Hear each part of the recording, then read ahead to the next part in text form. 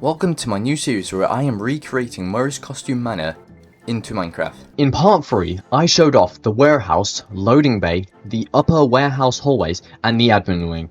And in this video, I will be showcasing each main showroom, including the birthday, big top, and the Storytime Showroom, the manager's office, and the upper storage hallways. Before we begin, I've mentioned in my previous video that there is no time-lapse footage, and I use armor stands as models to act as the costume characters. Make sure to subscribe for the next episodes and any of my future projects. The second floor of MCM consists of this small lobby that has a door that connects back to the upper warehouse hallways from part 3. These areas all have a similar look to the welcome lobby back in part 1, with the Showbiz Pizza-like walls with the orange stripes. Continuing down, we enter the main showroom lobby which connects all the showrooms together. The showroom lobby has this warm, stylized vintage carnival style aesthetic with its curved walls, decorative molding, and a patterned carpet and lighting. Continuing onward, we enter a large room themed all around birthdays, which can get us into the birthday showroom with Jackie. The birthday showroom is this brightly coloured space themed like a children's party showroom, with its gift, presents, giant toys, and the main focus point, Jackie in a box. Moving through this hall, we enter the maintenance area that can directly connect us back to the south hallway from part 2. It also connects to the manager's office all the way over here. A small dark room that has a big desk, filing cabinets, and shelves with boxes. Moving back here, we have some small hallways that contain more props from the showroom, as well as random junk. All these areas can connect back to each other, so with all that, let's begin this showcase. Starting in this small lobby, we have these cutouts of some of the welcome show animatronics and some other cutouts. Moving around, we have posters of all the mascot characters of MCM, like Jackie or the Swing Bee. Here, this door, as I said before, connects back to the upper warehouse hallways that I showed off in part 3 of this series. Here, we have more posters and junk. Nothing really too special, so moving on. Moving down this long hallway, we walk past more posters, some more cutouts and mascots, and then we entered the main showroom lobby. I absolutely love how this area turned out and might be one of my favourite rooms. This area connects all the showrooms together, acting like a main hub. Here is where Mr. Helpful would be located at, but like I said in part 2, I'm going to finish them all when the whole build is done. Don't ask why. Here we have all of the props and decorations just thrown around. I think my favourite thing about this room was making each showroom door, as each of them are so different from each other. Moving here, we have the small office outside of the lobby. Nothing too special here, but a weird fact. This banner is actually a window, and in the game, it's supposed to connect to the warehouse. But unfortunately, there's pretty much no way it can connect. So now, moving on to the birthday showroom. Here, we have this small hallway where it's got a very weird shape. Instead of a square, it's a unique shape, which makes decorating hard, but I think I managed a pretty good result. And then, right here is a small closet with a present box in. This now brings us to the first showroom of this showcase. The birthday showroom, where the main character of this area is Jackie. In part 1, I talked about how I make my models out of armor stands and block display. If you want more information on that, check out Cup of Tea EXE's armor stand video he did. In this room, we have all these large toys surrounding the room, like an octopus, a toy train, and building blocks. Here we have these castle walls that you can actually walk in and spot another present box. Moving around, we have more toys and some enlarged mascot suits. I was planning on using armor stands, but I need to use less armor stands for this map. So moving on, through this hall we now enter these upper storage hallways where we have more shelves with boxes and just some random junk. Here is the elevator that can take us to the south hallway from part 2. Also, I do plan on making the many elevators functional around the map. Here we have the window from part 3 from the warehouse. Over by here is the crank from Jackie's box with a custom head for the gear, which I really like. Along this hallway we have all these banners as the many posters of the mascots, including Jackie, Spring Bonnie from Fredbear's Family Diner, Swing Bee, and more. And now behind this door we have the manager's office with a very underrated character in this game, Digityper. Here's my model I've made for Digityper. I took some inspiration from Cup of Tea's, but tried to use my own modelling skills to make a good looking model. Overall, I really like him. Here in this room, we have the office window where we are able to look down to the main warehouse. We have more desks with clutter and junk. This door, despite being locked, it actually connects back to the upper warehouse hallways from part 3. Here we have the generator that we would power on, which starts the Jackie chase. Note that I haven't made the hole in the wall just yet, because I want to make the Jackie chase scene later in another video. I also have enough space for the small crevice behind the wall that starts the chase after Digitype is thrown. This room is overall one of the nicest areas throughout MCM. But now, we move on to these hallways. In all of MCM, I actually think that these areas are the most underrated rooms, since most players don't come up here, or actually know it exists in the first place. Here we have the employee office where we have the repair permission upgrade for the data diver. More of the typical security stuff like the inventory tube system and data diver terminal, and another present box.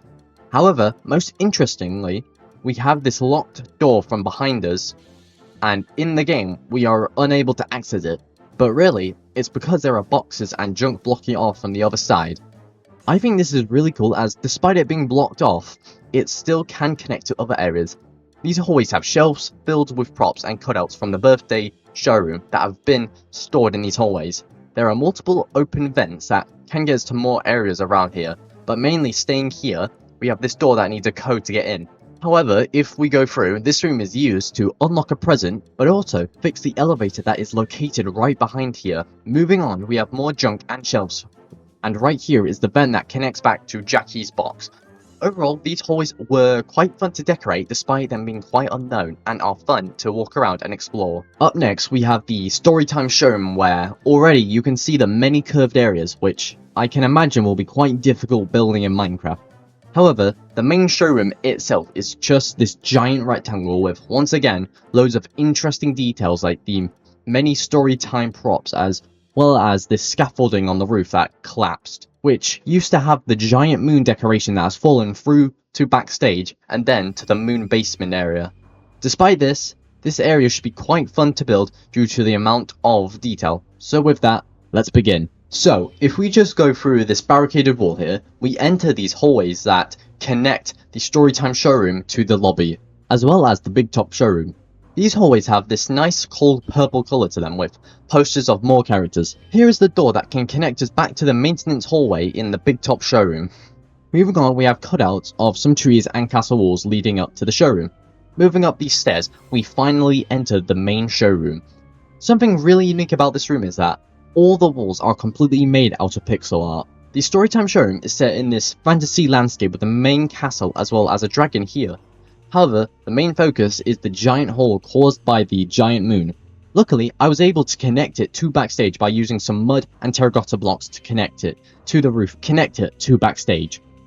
Moving here, behind this set piece, we have the elevator that would take us to the security office on the top floor. It is quite basic, with not too much important details. I guess it does have an audio tape, but overall, nothing much. I do love how I was able to make the roof with all of its hanging wires as scaffolding. Also, for the hanging stars, I used custom player heads to act as the stars. Over here, through this door, we have a small office area with shelves and another present box. But also, there's a window that shows us a small wooden stage and some props. Not really sure what the function of this room would have been, but oh well. Moving here, we have a small kitchen with nothing too special, but here we have a small stage where I would assume where the stories would be read from this showroom. So moving on into this small vent, we end up in a small bedfall which most likely belonged to David. Here we have the present that gives us the Star Baby toy. With most of that, we can now move on to the last area of this showcase, the Big Top Showroom. Honestly, I've been very hyped to start this room as it's honestly one of the coolest rooms throughout MCM. Obviously, the main focus point is Big Top himself, but also the area that surrounds him, like with all the mini games and the prize wheel, as well as the long backstage tunnel that circles around the whole area and then connecting all the way back to a small basement that can connect to the Storytime Showroom. There is also the rooftop access which I will be doing, but I will not be building the roof itself until a later video. With that, let's finish this showcase. Back in the showroom lobby, we go straight ahead into the Big Top Showroom, where we have a small but grand entryway with the two ticket booths toward the left and the right. Just this main entryway with its curved ceiling, to then this massive circus tent with the main man himself, Big Top. I love this model so much as I've never made models this big. Also, his head does rotate with the player's movement, similar to the actual game. I also want to clear up something, as I know someone will mention it in the comments. I did take huge inspiration from Cuppa TEXE's Big Top as well as Evan the Eaters. I'm not too good at making my own models, however I'm trying to get better. I'll probably try to update him later in the series, however, for now, he's looking good. Around Big Top we have all of the carnival games such as this red target shooter one, themed like a carnival, like the main room. We have this second target shooter but mainly focused on outer space.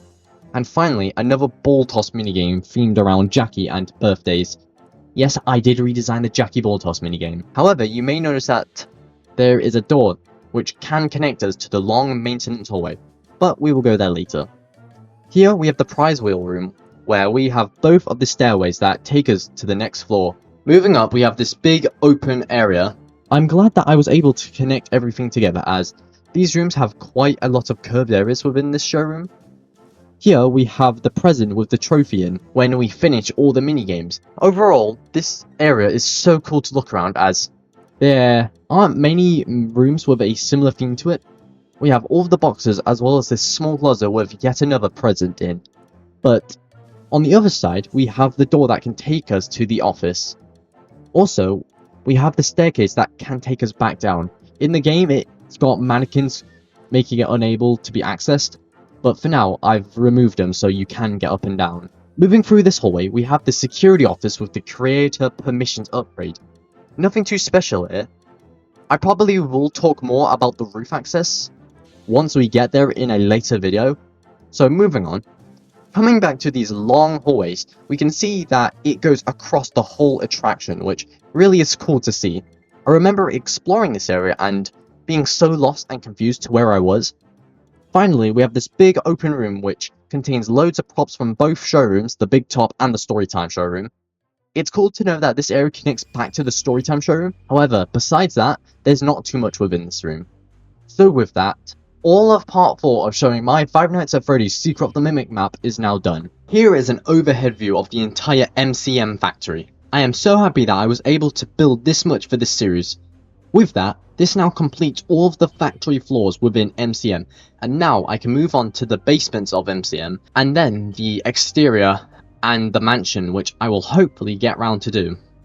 I've also begun to outline the Doll Hospital as well as the Moon Basement, as one of my main goals of this series was to connect the Moon Basement to Backstage. Right now, I've managed to connect it by putting it right below Backstage by only a few blocks, and then extending the staircase to the Doll Hospital from the storage area. However, if I do have some problems with the outlines, I will probably do what most people do with the basement and put it much lower down.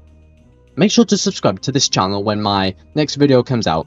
Leave a like and comment down below to be notified when part 5 comes out. Also, join my Discord server to get exclusive perks, fun chat and information on my next video. I hope you guys enjoy the video, and I'll see you next time. Bye!